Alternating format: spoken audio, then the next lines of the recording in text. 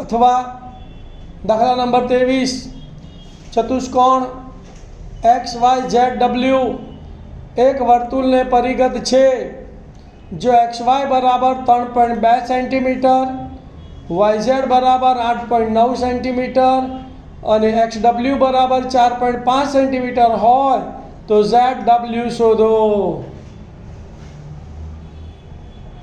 ध्यान आपो भाई હવે એક દાખલો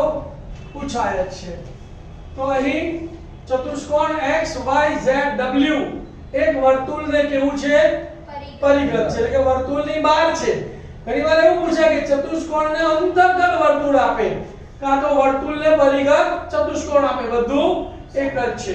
માપ આપેલા છે તો જો આ વર્તુળ છે એને પરિગત ચતુષ્કોણ x y z w આપણે દોર્યું બરાબર xy बराबर 3.2 सेंटीमीटर तो xy बराबर 3.2 सेंटीमीटर yz बराबर 8.9 सेंटीमीटर yz बराबर 8.9 सेंटीमीटर અને xw बराबर 4.5 सेंटीमीटर तो xw बराबर 4.5 सेंटीमीटर। ખાસ આ સમજ તમારે હવે લખવાની શું લખવાની બોલો કે વર્તુળને પરિગત ચતુષ્કોણની સામસામેની બાજુઓનો સરવાળો સમાન થાય છે। तो जे बाजू शोधवानी છે એનો સરવાળો પહેલા લખવાનો તો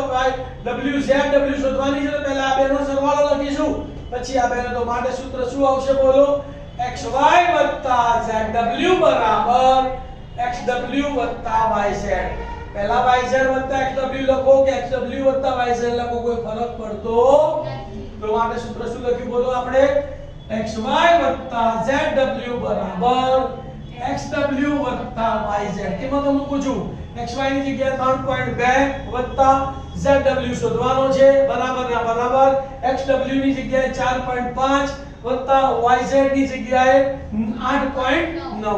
હવે આ બેનો સરવાળો કરીશું બાકી બધું એમ નો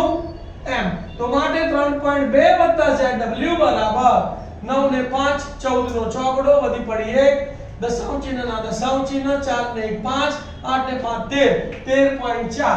વત્તા 3.2 સામે જાય તો માઈનસ તો મારે zw બરાબર 13.4 ઓછા 3.2 4 માંથી 2 ગયા તો 2